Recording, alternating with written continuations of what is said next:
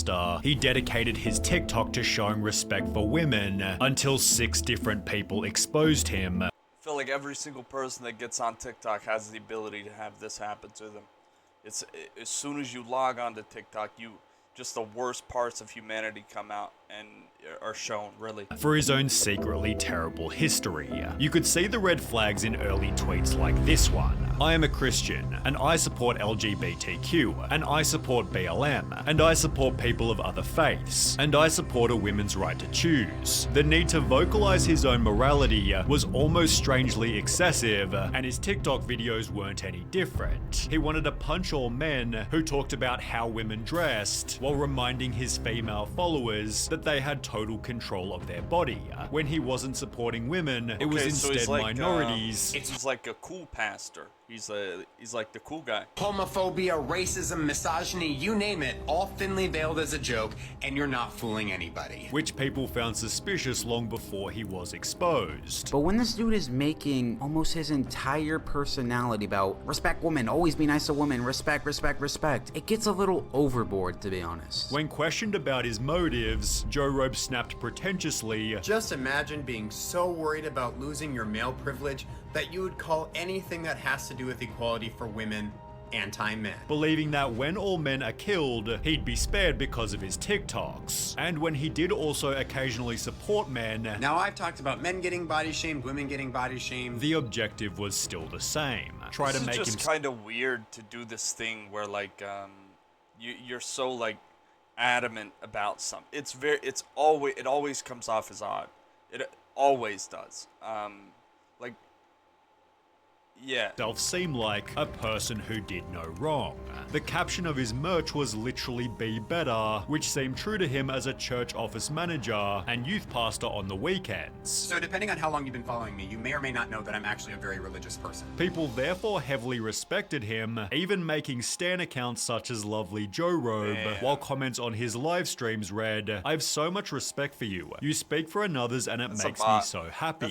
Any videos criticizing him were met with thousands of dislikes until people became suspicious of Joe Rogan's supposed morality. In late 2020, a TikToker named Gemini Official was exposed for his relationships with multiple young girls. Being in line with Joe Rogan's content, people asked him to talk about it, although for whatever reason, Joe Rogan avoided the topic. Message Joe Rogan saying, hey, this is a problem, can you speak about it? Which is bizarre that it would take you so long to talk about somebody who's grooming children. Joe Rogan later explained on Discord that denouncing the actions was simply too obvious, although having previously claimed the goal of his TikTok was to create a safe space for young people, it seemed odd that Joe Rogan didn't want to talk about it. Perhaps he was simply avoiding drama, but this wasn't the only example where Joe Rogan deflected an obvious topic. He'd become friends with a TikToker named The Calvin Brandel, whose videos promoted a similar sentiment to those made by Joe Rogan. Well, turns out he'd been doing exactly what he disavowed, explaining he thought it was okay because he was TikTok famous. I felt that with TikTok my ego was super inflated and I felt like I was invincible, I was unstoppable, I couldn't make any mistakes. Despite having photos together on Instagram, Joe Rogan avoided the situation. Guys, I'm TikTok famous. It's hard. It's difficult when you have 100,000 followers. It's difficult and life gets tough. Life gets so much tougher when you have 100,000 followers.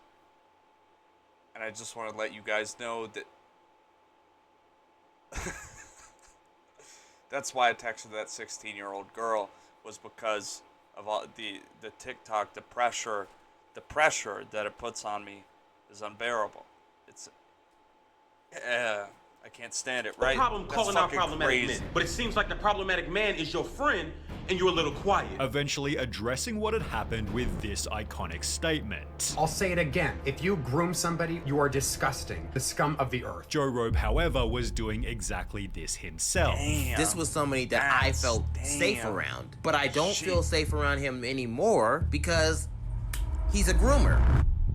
On one unassuming Wednesday, 17-year-old TikToker DillG16 uploaded the following video. This video will be about one of the biggest hypocrites I have ever met in my life, Joe Robe. John is a disgusting and terrible hypocrite who abuses his platform by using his clout to groom and prey upon underage boys. He has done this to multiple people, including me. John first followed me whenever I had about 30,000 followers and joined my live stream and asked for my Snapchat, so I gave it to him. After Snapchatting for a few weeks, he asked me if I wanted to get an Airbnb with him on my 18th birthday, which was over 3 months away. He started to send me links to 1-bedroom Airbnbs, and he offered to purchase me alcohol if I went. And this is him talking about the 1-bedroom. He knew that I did not want to get the Airbnb, so he thought if he invited one of my IRL friends, I would want to go.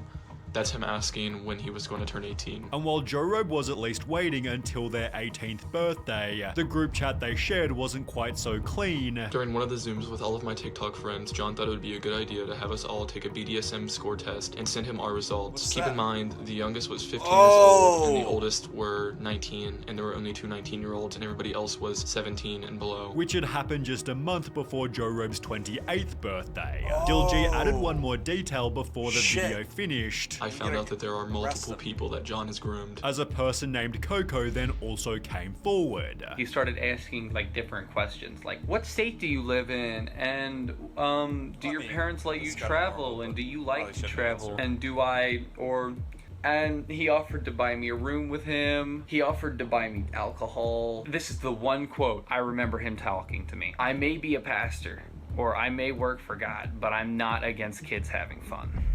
I should have realized it right there. Then there was another. I can't go into specific details about what happened between me and Joro because it is quite not safe for work. And another after that. He'd also make promises about getting Airbnbs and meeting up with us. He'd promise alcohol and hot tubs. Joe Robe's accusers then made a Google Doc listing everything else he'd done. He'd tried to get blank and blank to create an OnlyFans once he turned 18 and said he'd set it up for him and subscribe. Also strangely bribing the group to call him hot, and locking a girl who was also intoxicated out of Zoom for calling him old and refusing to call him hot. Papa Gut talked about the document in this video here, after which he'd be messaged a story worse than every other one combined. I ran a small fan account for Joe Robe on Instagram. He eventually asked for my Snapchat. He told me no one else had his Snapchat and made me promise to not give anyone it or to tell anyone what we talk about. Conversations got really weird, and he sent me a lot of dirty pictures, 4 of which were included to prove he wasn't lying.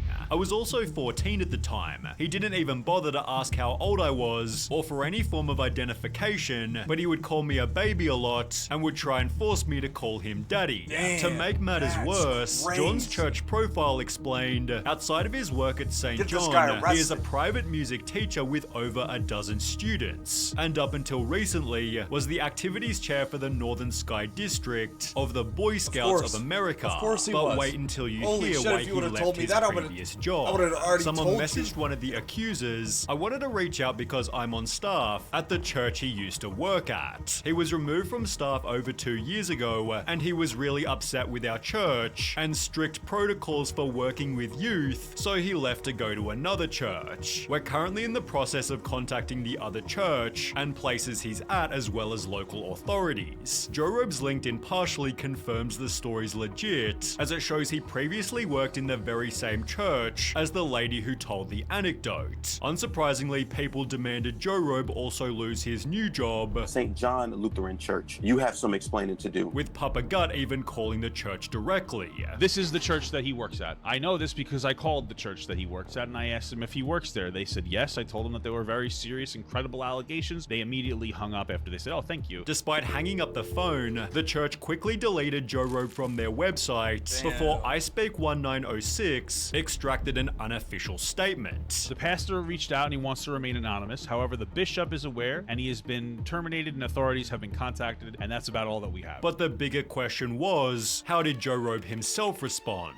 Did he make a self-aimed TikTok about his own heinous actions? Well, no. He deleted his TikTok, Instagram, YouTube, Facebook, even his LinkedIn, and had hasn't been heard from since. His refusal to address the 2 previous situations suddenly all made sense, while others were less surprised. The accusation can't be real. A white knight influencer being secretly an awful person is unheard of. And he was in the Not Boy even Scouts. surprised. It's always these types of men that end up being predators, but no one was less surprised than one of Joe Robe's former friends. As someone who personally knows John Bell and lived with him at university for a year, I can assure you that he's not the good guy here, and that these accusations line up with his past behavior.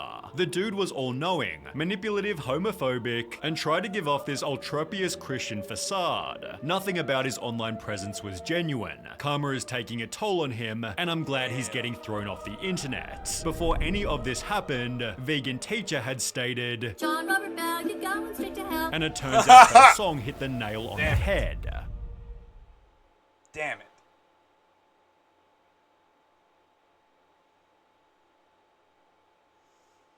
Vegan Teacher, I didn't think she was kind of cooking there. We gotta be honest. May have been asparagus, but she was cooking.